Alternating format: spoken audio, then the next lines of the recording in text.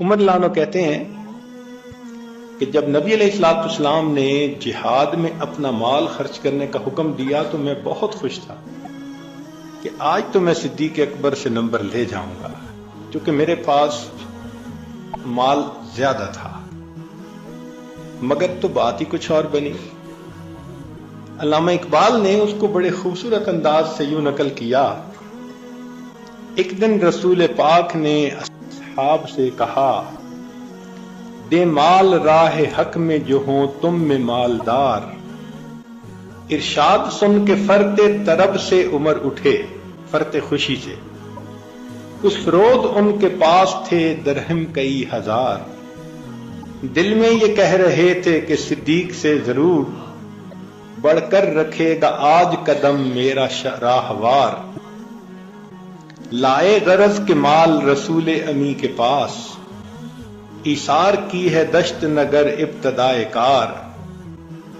پوچھا حضور سرور عالم نے اے عمر، اے وہ کہ جوش حق سے تیرے دل کو ہے قرار۔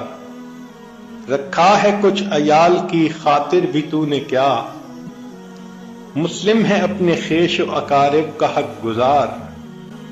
کی عرض نصف مال ہے فرزند و زن کا حق، باقی جو ہے وہ ملت بیضا پہ ہے نثار۔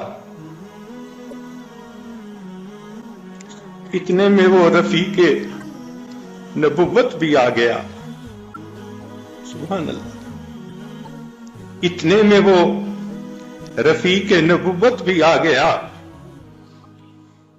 جس سے بنائے عشق و محبت ہے استوار۔ لے آیا اپنے ساتھ وہ مرد وفا سرشت، ہر چیز جس سے چشم جہاں میں ہو اعتبار۔ بولے حضور چاہیے فکر عیال بھی،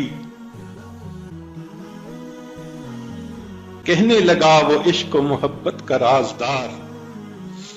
اے تجھ سے دیدہ و مہو انجم فروغیر، اے تیری ذات باعث تکوین روزگار۔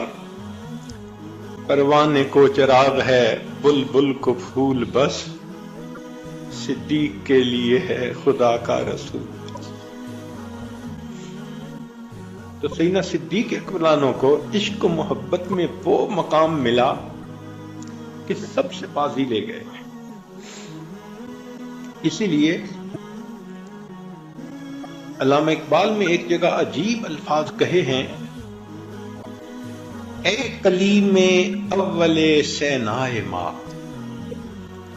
یعنی جس طرح موسیٰ علیہ السلام طور سینا پر جس درخت پر تجلی اتر رہی تھی اللہ رب العزت کی، وہاں ہم کلام ہو رہے تھے، تو وہ کہتا ہے کہ میرے طور سینا تو نبی علیہ الصلوۃ والسلام ہے، ان پر بھی تو اللہ کی تجلی اتر رہی ہے، اور اے ابوبکر تو اس کا اول کلیم ہے، اے کلیم اول سینائے ماں۔ جی اس وجہ سے سیدنا صدیق اکبر رضی اللہ عنہ کو کمالات نبوت کے علوم زیادہ منتقل